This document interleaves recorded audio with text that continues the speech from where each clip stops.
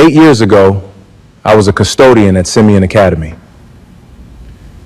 Tonight, my company is signing a contract to maintain 41 Chicago public schools buildings.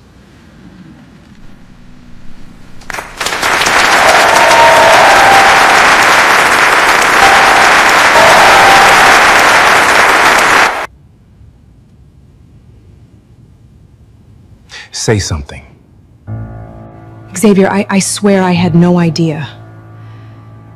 This whole time, I didn't know it was you. I know you didn't know. That was the point. I was wrong. I was wrong about everything. Victor left me with nothing. I lost the house. I lost so much, Xavier. And the whole time you were quietly building all of this. And I never saw it. I never saw you. Amaya, I have documentation of your affair. I still have the draft custody schedule your attorney floated. I've had both for years. Then why did you let me work here? Why give me any of this? If you already knew everything. Xavier draws a long breath. His lips part slightly. But that answer, the one that's about to bring Amaya to her knees, the one no one in that room, not even she herself, could have seen coming, is only revealed in full in the next part. My name is Xavier Ellison. I'm 42 years old, and for most of my life, I believed one simple thing. If you show up, if you work with your hands and keep your word, the world eventually pays you back in respect. I was wrong about the timeline. I wasn't wrong about the truth. It was a Tuesday in October, and I was pushing a supply cart down the third-floor hallway of Simeon Career Academy on the south side of Chicago. The smell of pine cleaner and old radiator heat thick in the air, when my phone buzzed with a message from my son's school about a field trip form. I clocked out at 4:40 that afternoon, same as I had for 6 years, and drove north toward the home Amaya and I owned together in Bronzeville, thinking about nothing more complicated than what to make Andre for dinner. I want you to remember that detail, because 40 minutes later, I would be standing frozen in my own hallway, listening to my wife tell her mother in a voice bright with relief that she was finally leaving me. Before we get into the story, if you've ever been underestimated by someone who was supposed to love you, stay with me. Because what Amaya didn't know that night was that I already had something quiet sitting on my phone that would change everything. Not a threat, not a plan for revenge, just 14 months of patience. Let me take you back to where it started. Our home was a modest 2-story house on a tree-lined block near 43rd Street. The kind with a porch that creaked and a mailbox that leaned a little to the left. We'd bought it together 9 years earlier, back when a down payment from 2 incomes still felt like something worth celebrating. Amaya and I had been married for 13 years by then, and for most of them, I thought we were building something together. A home, a son, a future neither of us had grown up with. I worked custodial maintenance for Chicago Public Schools.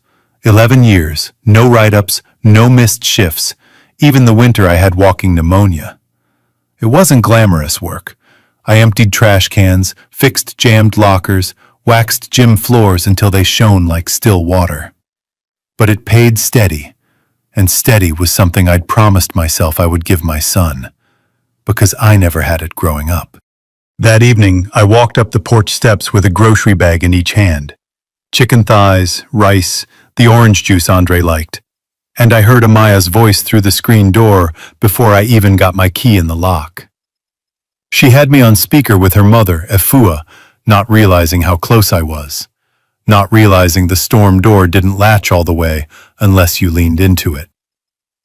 "Mama, I can't keep pretending," she was saying, and there was a kind of lightness in her voice I hadn't heard directed at me in years.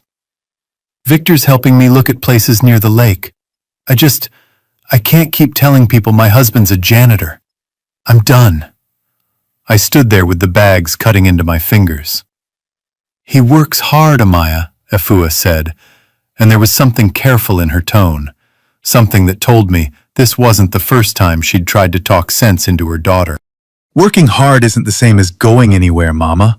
I deserve better than this. I deserve someone who isn't ashamed to walk into a room with me.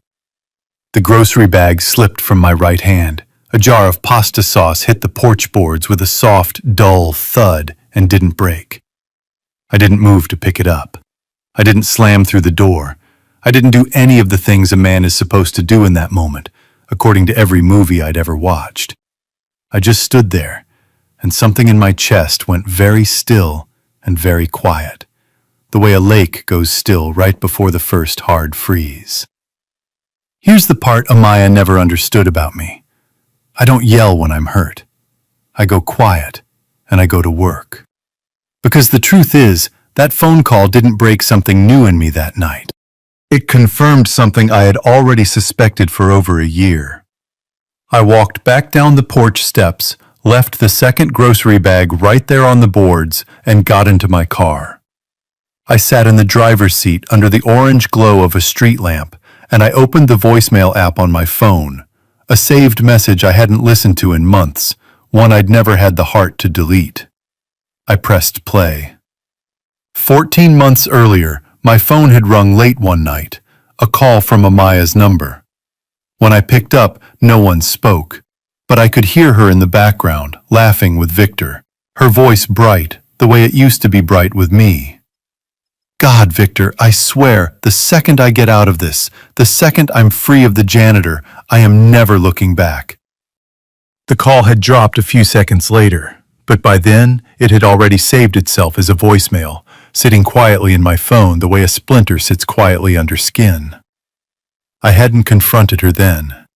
I hadn't confronted her for 14 months.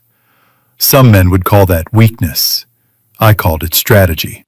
Because a man with a son to protect doesn't burn his own house down out of anger. He builds a new one, quietly, brick by brick, until the day he doesn't need the old one anymore. I remembered another night, almost 2 years back, when I'd worked a double shift stripping and waxing floors so I could pay the $2,400 tuition for the personal branding executive intensive Amaya swore would change her life. I came home at 3 a.m. with my hands raw and cracked from the chemicals. And the next morning, she wrinkled her nose at me in front of her book club friends and said, "He does floors, don't mind the smell." I hadn't said a word then either. I sat in that car outside our house, phone in hand, and for the first time in 14 months, I let myself feel the full weight of what I already knew. Then I put the phone away, wiped my face once with the back of my hand, and walked back up the porch steps to pick up the grocery bag I'd left behind. My inner voice was very calm when I finally spoke to myself. I waited for the right moment. Now it's here. What Amaya didn't know, what nobody in that house knew yet, was that the janitor she was so ashamed of already had a lawyer, a business plan, and a sister with a law degree quietly working behind the scenes. And in less than 2 years, she was going to walk into his office building without even knowing whose name was on the deed. The next morning, Amaya was the one who brought it up, not me. She sat across from me at our kitchen table, still in her silk robe, stirring cream into her coffee like she was preparing for a business meeting rather than the end of a 13-year marriage. Andre was already at school. The house was quiet, except for the tick of the old radiator. "Xavier," she said, not quite meeting my eyes. "I think we both know this isn't working anymore." I set my own mug down slowly. "Okay," I said. She blinked, clearly expecting more resistance. "Okay?" "Okay," I repeated. "If that's what you want, Amaya, I'm not going to fight you on it." I watched something flicker across her face. Relief, mostly, but underneath it, a thread of confusion. She had braced herself for a battle. I wasn't giving her one. "I want Andre to stay here, in this house, near his school," I told her. "You and Andre keep the place. I'll find somewhere else." She actually softened for a moment, reaching across the table like she might touch my hand, some old habit not yet extinguished. That's really generous of you, Xavier. It's what's best for our son, I said, and I meant it, though it wasn't the whole truth of my reasoning. We met with a mediator 2 weeks later, a small office on South Michigan Avenue with a window unit that rattled every few minutes. At one point during the session, Amaya's side floated a proposed schedule that quietly trimmed my weekends down to 1 visit a month, citing her need for stability while she got back on her feet. I didn't raise my voice. I just looked at the mediator and said I wouldn't sign anything that reduced my time with my son. And by the time the final paperwork was drawn up, my standard visitation had been restored in full. Every other weekend, holidays split evenly. Amaya never brought the earlier draft up again. I kept a copy of it anyway, filed away with everything else. When the mediator finished reading through the property terms, Amaya sat with her arms crossed, already dressed like she was interviewing for a different life. A fitted blazer, gold hoops, hair freshly done. She couldn't resist a small, satisfied smile in my direction.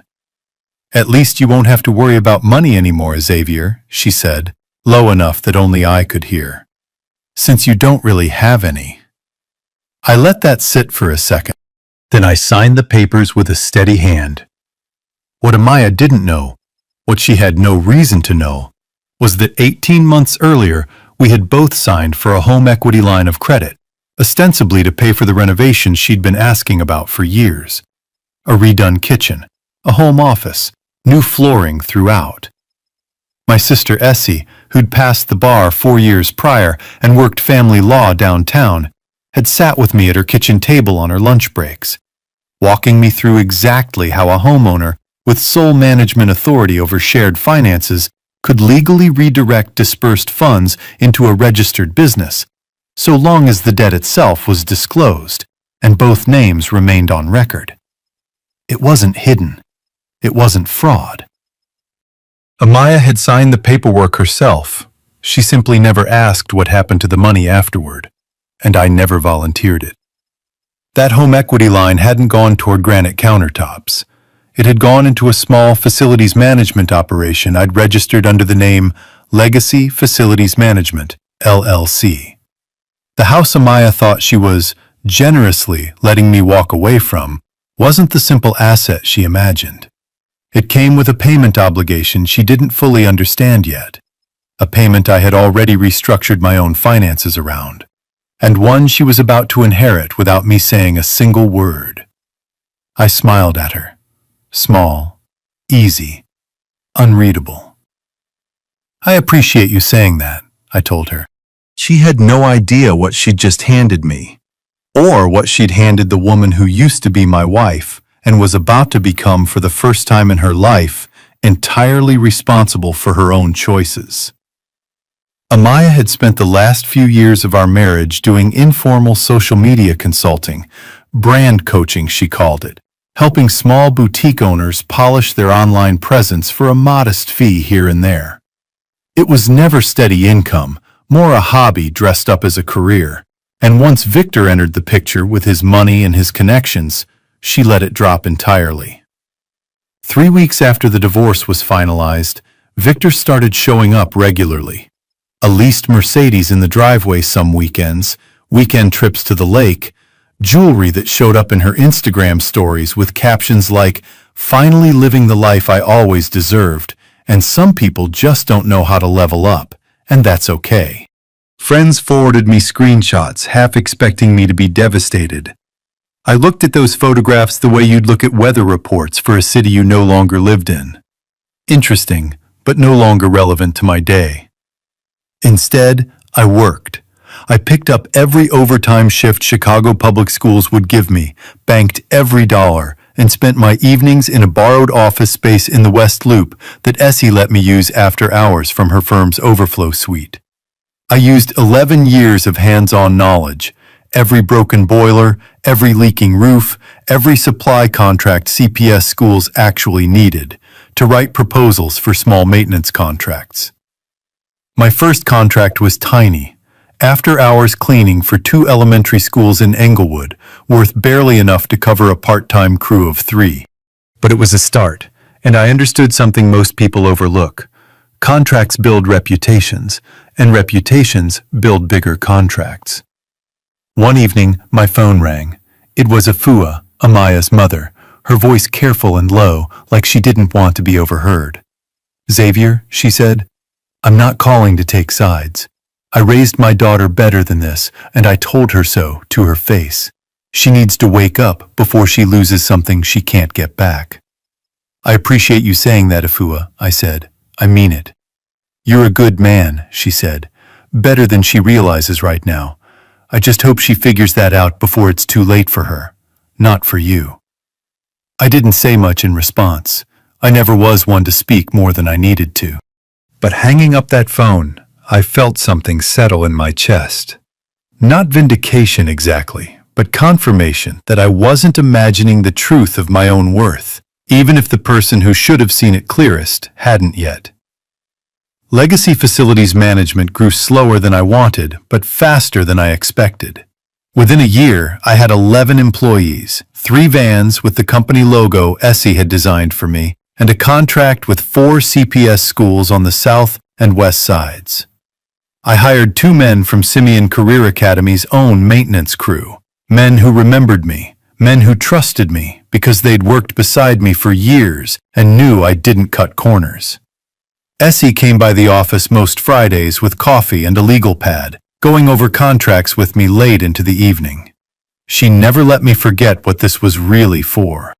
"You're not building this to prove something to Amaya," she told me once, sliding a stack of paperwork across the desk. "You're building it so Andre never has to feel small the way you did." "I know," I said. And I did know. Every late night, every contract I fought to win, every dollar I reinvested instead of spent, it was for my son, first and always. Andre stayed with me every other weekend, and those Saturdays were the best of my week. He'd sit at a folding table in the corner of my small office, doing his homework or drawing pictures of buildings, asking me questions about the vans parked outside. "Dad, is this your company?" he asked one Saturday, eyes wide with a kind of pride I hadn't expected. "It's ours," I told him. "Yours, mine, and Aunt Essie's." He grinned at that, the same easy grin he'd had since he was small, and went back to his coloring. 2 years passed that way, quiet, deliberate, brick by brick.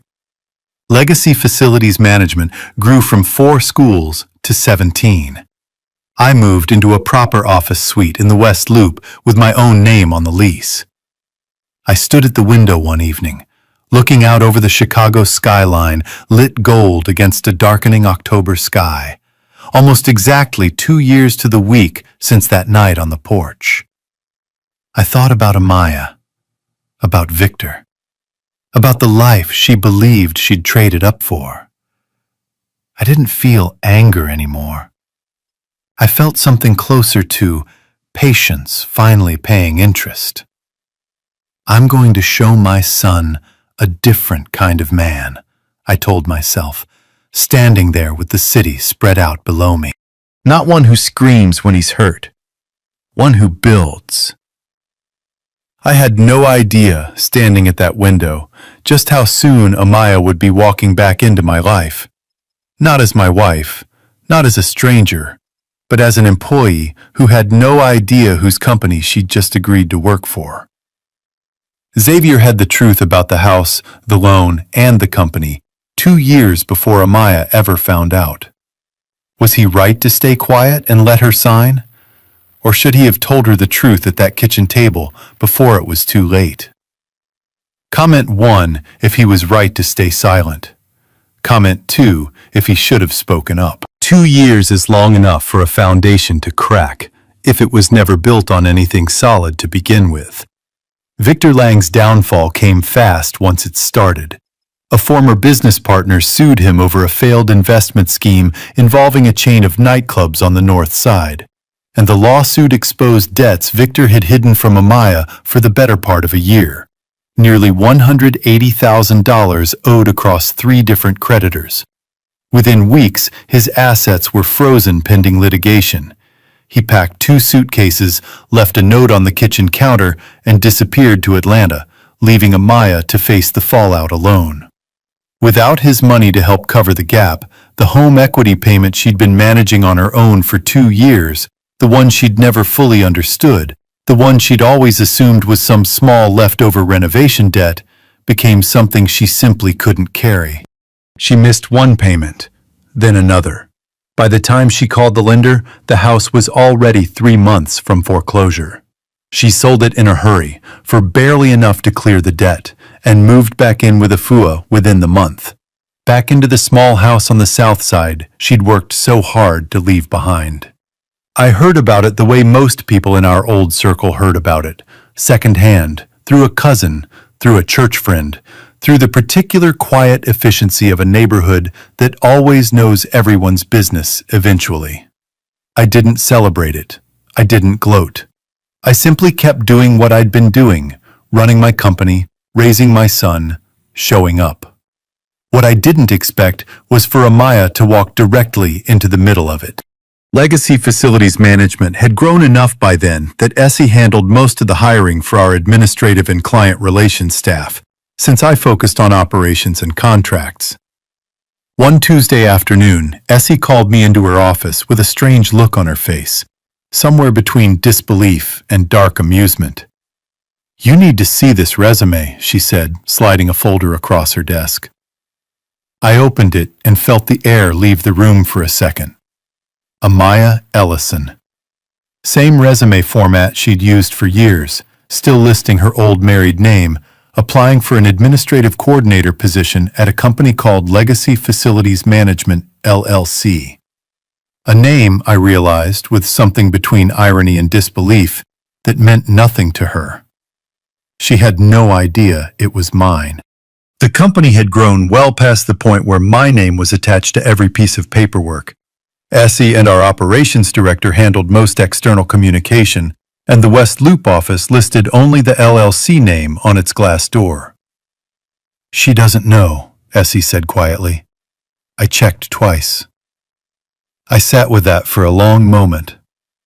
Part of me wanted to shred the application and never think of it again, but another part of me, the part that had spent 2 years watching my son bounce between 2 households, praying his mother would find her footing again for his sake, thought of something else entirely. "Hire her," I said finally. Essie raised an eyebrow. "You sure?" "She needs the work.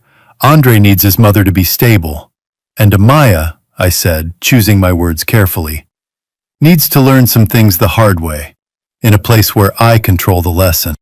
Essie studied me for a long moment, then nodded slowly. "Your call, little brother." Amaya was hired 2 weeks later as an administrative coordinator in client relations, working out of the West Loop office, my office, on a floor she had never once visited, under an org chart that listed her direct supervisor as someone else entirely.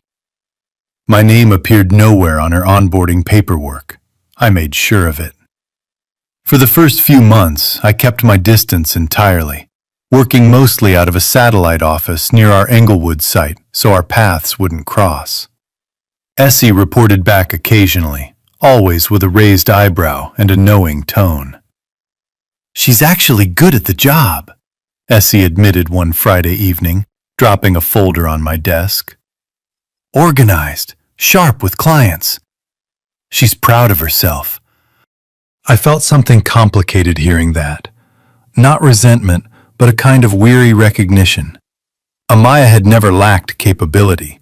She had simply spent years believing that dignity only existed in certain rooms, wearing certain labels. Word got back to me that Amaya had taken to telling coworkers with unmistakable pride about her fresh start, how she'd finally rebuilt herself professionally after a difficult divorce, how she was proving she could stand entirely on her own 2 feet. In break-room conversations, she'd apparently say things like, "I finally got out of a situation that was holding me back. never once naming me, never once imagining I was 3 floors above her, reviewing budget reports with her paycheck listed among 200 others.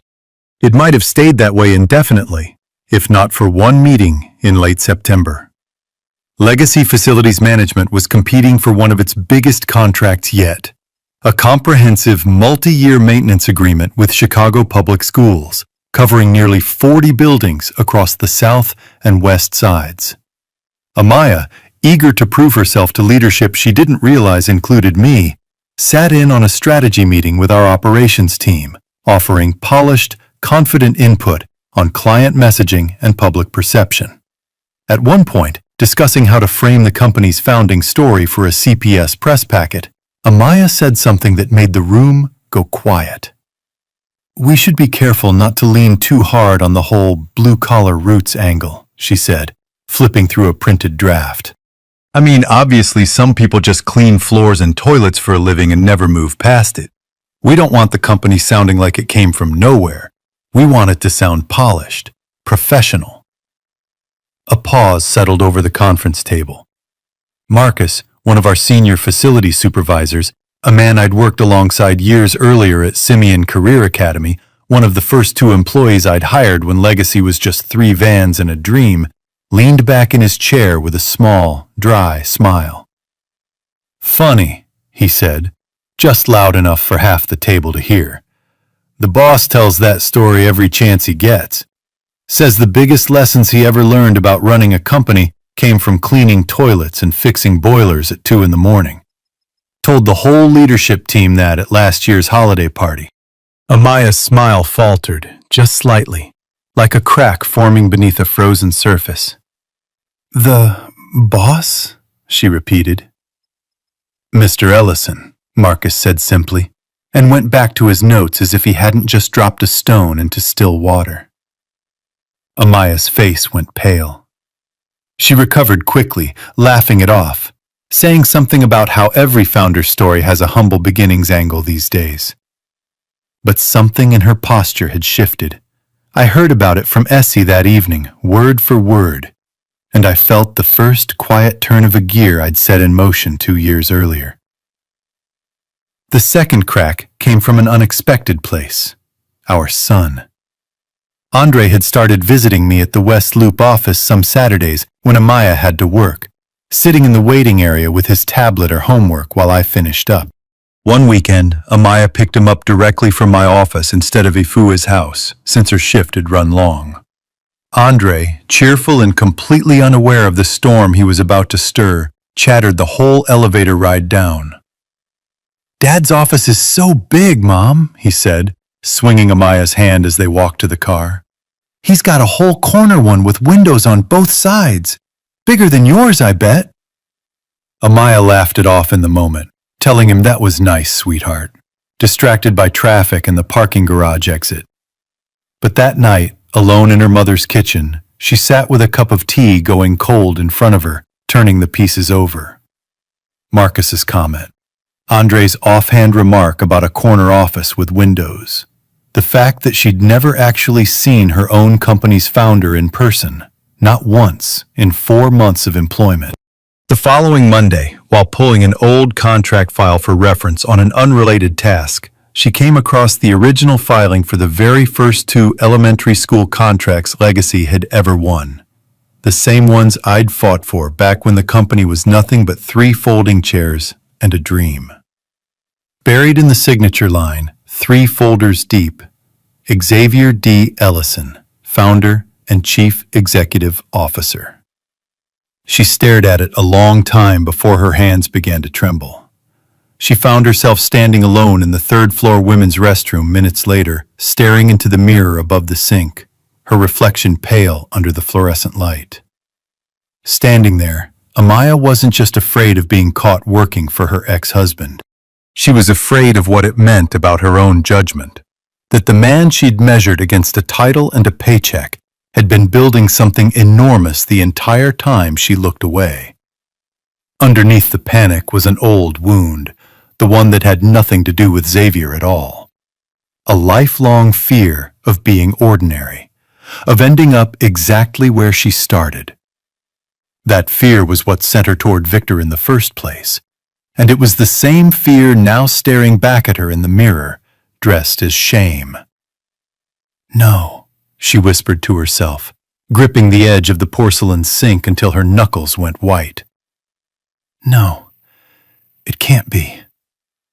The mug of coffee she'd been holding slipped from her fingers and shattered against the tile floor. 3 days after Amaya found that signature line, Essie met me in my office with something in her hand I wasn't expecting.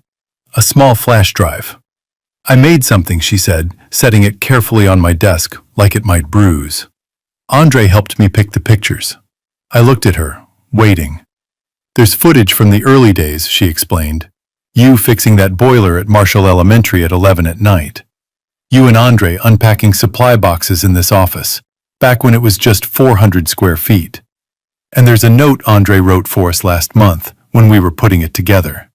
He drew a picture of you and wrote something underneath it." She turned her laptop toward me. On the screen was a child's careful handwriting beneath a crayon drawing of a man in a hard hat standing next to a much smaller figure.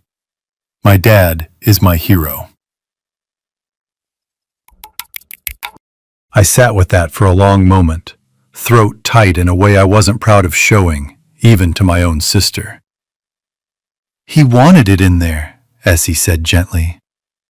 "He wanted people to see it." I looked at the flash drive for a long moment, then nodded once. "Use it," I said, "for the CPS event." The contract signing ceremony for the Chicago Public Schools Comprehensive Facilities Agreement was held 2 weeks later at a hotel ballroom in the West Loop, not far from our office. It was, by far, the largest event Legacy Facilities Management had ever hosted.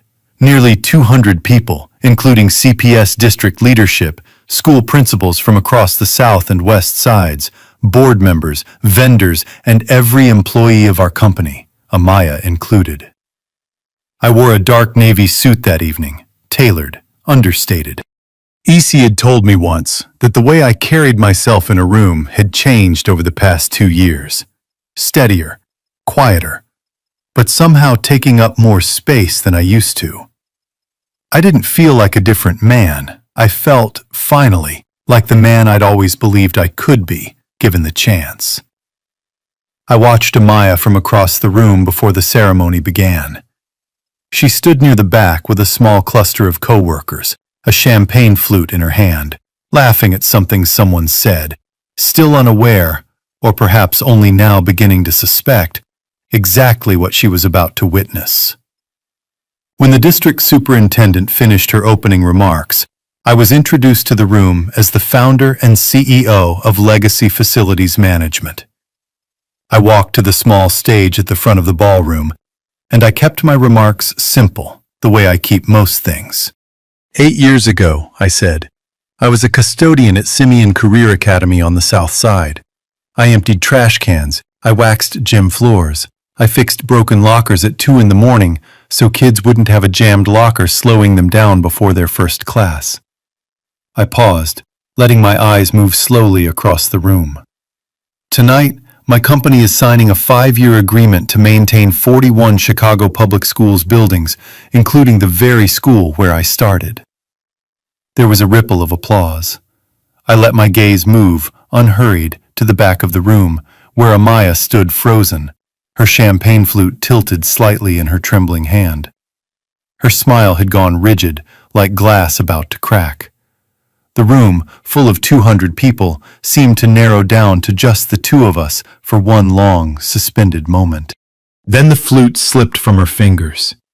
It shattered against the polished floor, the sound sharp and unmistakable in the sudden hush of the room. Heads turned. A few people gasped softly. Amaya stood frozen, staring at me across the crowd, her hand still hovering in the air where the glass had been. I gave the room a small, measured nod and continued. I want to thank my sister, Essie Ellison, our legal counsel and operations lead since day one, for putting together something I think says this better than I can. The lights dimmed. Essie's video began to play on the large screen behind me. It opened with grainy footage of me at Marshall Elementary, 11 at night, sleeves rolled up, sweat on my brow, fixing a boiler that had gone out in the middle of a cold snap. It moved to photos of our first tiny office. 3 folding chairs, a card table, 2 supply vans parked outside a rented storage unit. Then it showed Andre, younger, maybe 7, helping me label cardboard boxes with a crooked marker, his tongue poking out in concentration. The final image held for 5 full seconds. Andre's crayon drawing, his careful, uneven handwriting beneath it. My dad is my hero. The room went completely silent. I heard someone near the front sniffle. A woman 2 tables over pressed a napkin to her eyes. Even people who had never met me before that evening seemed moved by something honest and unguarded in those images. A story that had nothing to do with polish or performance, and everything to do with persistence. I found Amaya's face again in the crowd. Tears streaked down her cheeks, but she stood perfectly still, not daring to wipe them away, not daring to draw more attention than she'd already drawn with the shattered glass at her feet. After the ceremony wound down, as guests mingled near the bar and the catering staff cleared plates, Amaya approached one of our event coordinators and asked, in a voice barely above a whisper, if she could speak with me privately. I agreed to 5 minutes in a small side room off the main ballroom. She came in, still visibly shaken, mascara smudged despite her best efforts to fix it in a restroom mirror somewhere along the way. "Xavier," she started, voice cracking immediately. "I didn't know. I swear to you, I had no idea this was you. This whole time, I know you didn't know," I said quietly. That was the point. She flinched at that, but pressed on. "I was wrong," she said, tears falling freely now. "I was so wrong about everything. Victor left me with nothing. I lost the house. I lost so much, Xavier. And the whole time you were building this, and I never saw it. I never saw you." "Amaya," I said, and something in my voice made her stop. "I'm not angry with you for wanting a better life," I told her, steady and even. "You're allowed to want more than what we had. Where you went wrong was believing a man's value lives in the job he's doing right now, instead of in who he actually is underneath it." She wiped her face with the back of her hand, saying nothing. "I have documentation," I continued, "of the affair timeline. I still have the draft custody schedule from mediation, the one your attorney floated that would have cut my time with Andre down to 1 weekend a month before I thought to have it thrown out. I've had both for years. I'm telling you this not to threaten you, but so you understand. I've known exactly who you were and exactly what you did for a long time. I'm not asking you to explain it to me tonight." "Then why," she started, voice breaking, "why did you let me work here? Why did you give me any of this, if you knew all of that?" I let the silence sit for a moment before I answered, because this part mattered more than anything else I'd say to her that night. Here is what Amaya never fully understood about me, even after 13 years of marriage. I was never withholding this moment to punish her. I was protecting the one person who mattered more than either of our pride. A boy who still needed to believe his mother could become someone he was proud of. My own conflict wasn't whether to forgive her. It was learning that peace and forgiveness aren't the same transaction, and that I could give Andre one without owing Amaya the other. "I'm not doing this because I still love you," I said, "and I'm not doing it to forgive you. Not in the way you mean. I'm giving you a new employment contract, with strict, formal terms about how we co-parent Andre going forward, because our son asked me himself 3 weeks ago to give his mother one more chance." Amaya's face crumpled entirely. "He came into my office," I continued, "sat down across from me the way he always does, and asked me, very seriously, to please give you a chance to be the mother he still believes you can be. He's 11 years old, Amaya, and he still wants his mother to be someone he can be proud of. That's the only reason there's a contract for you at all. Amaya sank into the chair behind her, one hand pressed over her mouth, shoulders shaking with silent, devastating sobs. I left the room without another word. Later that night, alone in the hotel's parking garage, long after most of the guests had gone home, Amaya sat behind the wheel of her car without starting the engine, her reflection faint in the windshield glass, tears she no longer bothered to hide sliding down her face. "My son," she whispered to the empty car, voice barely audible even to herself. "He asked his father to give me a chance." The overhead lights of the garage buzzed faintly. Somewhere above her, an elevator chimed and released a handful of departing guests into the night. Amaya sat there a long time, alone, with the full weight of everything she had lost, and everything through no doing of her own. She was still somehow being given. Amaya signed the new employment agreement the following week. It was Essie who drafted the terms, careful and precise, the way only a family law attorney watching her brother's back could be. The contract addressed Amaya's role at Legacy Facilities Management in plain professional language. No favoritism, no special treatment because of our history. Clear performance expectations like any other employee. A separate document, handled through mediation, laid out revised custody terms. Consistent weekly co-parenting time with Andre, shared responsibility for school events and medical appointments, and clear boundaries neither of us was permitted to cross. I kept my distance from her emotionally, the way I'd promised myself I would the night I signed our divorce papers 2 years earlier. But I didn't make her small. I didn't parade my success in front of her or remind her even once of that night on the porch in Bronzeville. Amaya was Andre's mother, and whatever had broken between us as husband and wife, I wasn't willing to let it poison the only thing we still shared. We began meeting every other Wednesday evening, just the two of us, at a coffee shop near Andre's school, to go over his schedule, his grades, the small logistics of raising a child between two households.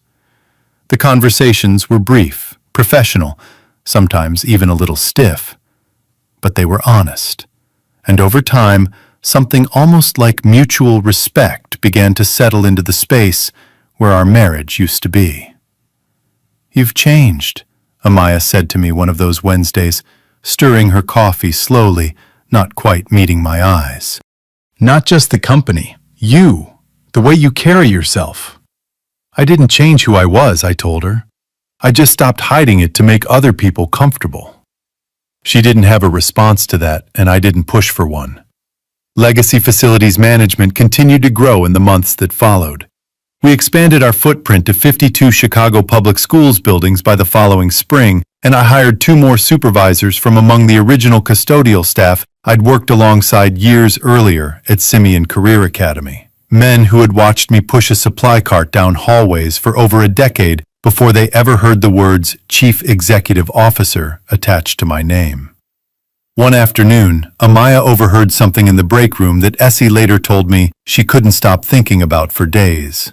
2 CPS facilities directors, in the office for a quarterly review meeting, were chatting near the coffee station about why the district had ultimately chosen Legacy over 2 larger, more established competitors for the comprehensive contract. "Honestly," one of them said, "half of it came down to trust. Ellison worked in our buildings for over a decade. Man never missed a shift, never cut a corner, stayed late fixing things nobody asked him to fix.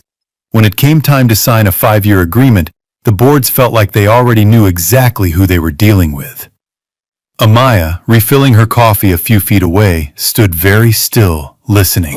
It was, Essie told me later, the moment the last piece of her old thinking finally gave way. The realization that every quality she'd once been embarrassed by in me, the discipline, the humility, the willingness to do work others considered beneath them, was the exact foundation everything she now depended on for her own paycheck had been built on. She never said as much to me directly, But something in how she carried herself at work shifted after that. Quieter, more grounded, less performative than the woman who'd once posted photos of borrowed luxury with captions about leveling up. Andre noticed the change too, in his own 11-year-old way. He started mentioning, almost offhand, that his mom seemed less stressed lately, that she'd started cooking dinner more at his grandmother's, that she'd come to his basketball game the week before and actually stayed for the whole thing instead of leaving early. I didn't correct him or comment much when he brought it up. I just listened, glad that whatever peace he was building for himself was real, even if it had come from circumstances more complicated than an 11-year-old needed to understand. One evening in late November, I stayed at the office long after everyone else had gone home, standing at the window of my corner office, looking out over a Chicago skyline lit gold and silver against an early winter sky. It was almost exactly 2 years to the week since I'd stood at a much smaller window in a much smaller office, whispering to myself about the man I wanted my son to see. I opened my desk drawer and found the flash drive Essie had given me before the CPS ceremony, the one with Andre's crayon drawing and his careful, uneven handwriting. I turned it over once in my hand, feeling something settle deep and quiet in my chest. Not triumph exactly, and not quite peace either, but something close to both. "My son," I said softly, to no one but the empty office and the city lights below, "has grown up more than I realized."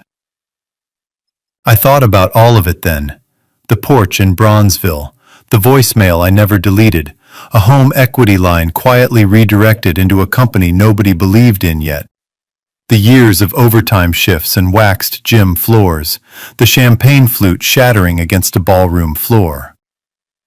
None of it had been about revenge. Not really. No matter how satisfying certain moments had felt in the instant they happened.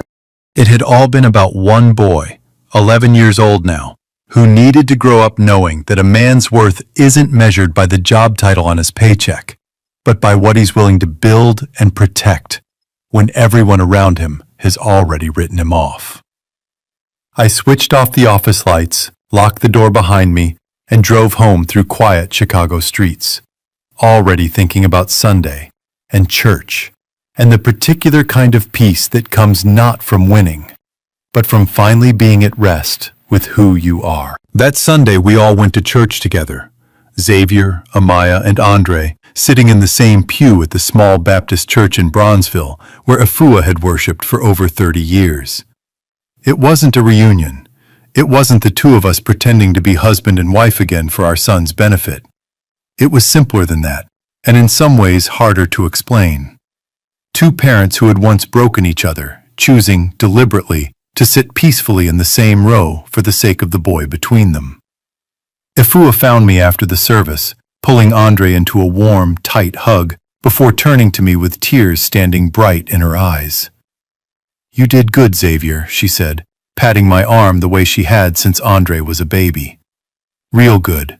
Your father would be proud of the man you turned out to be." I thanked her quietly, the way I thanked most things that mattered too much to talk about at length. Amaya stood a few feet away, watching Andre laugh at something his grandmother said, and for a moment I caught her trying to smile at him, the way a mother smiles when she's genuinely, unreservedly happy. Not performing happiness for an audience, not curating a version of herself for social media, just present. Just there. I looked at the woman who used to be my wife across the church parking lot, sunlight cutting through a gap in the clouds, and felt something I hadn't expected to feel that day. Not love, not the old kind anyway, but something quieter and, in its own way, more durable. I didn't love Amaya the way I once had. I doubted I ever would again. But I had made a choice, somewhere in the last 2 years, not to let bitterness toward her become the water Andre had to swim through for the rest of his childhood. Some people would call that weakness. I'd learned, the hard way, that it's actually the harder path, choosing not to hate someone who hurt you, especially when you have every right to. I didn't build legacy facilities management to prove anything to Amaya, or to Victor, or to anyone who ever looked at a man pushing a supply cart down a school hallway and decided they already knew everything worth knowing about him. I built it because I wanted my son to understand something that took me 42 years and one broken marriage to fully learn myself. A man can be disrespected, underestimated, humiliated for the work he does with his own two hands, and still rise to build something larger than anyone who doubted him ever imagined possible. That evening, after Andre had gone to bed, I sat alone on my back porch with a cup of coffee going lukewarm beside me, thinking about all the small, ordinary moments that had led to this one. Waxing gym floors at midnight, a $2,400 tuition payment for a course that never once mattered to the person I paid for it, a voicemail I never deleted, a home equity line quietly redirected while everyone assumed I had nothing to my name. None of it had felt like victory in the moment. Most of it had just felt like showing up, one more day, for a reason bigger than myself. This story reminds us that quiet dignity isn't something you announce. It's something you practice, one ordinary Tuesday at a time, long after anyone is left to give you credit for it. If you've spent years feeling smaller than you are, in a marriage, in a family, in a life that didn't turn out the way the wedding photos once promised, here's something to try this week, not someday. Pull out the recipe box on your kitchen counter, the one with your mother's handwriting fading on the index cards, and copy one recipe onto a fresh card in your own hand, so it survives another 50 years.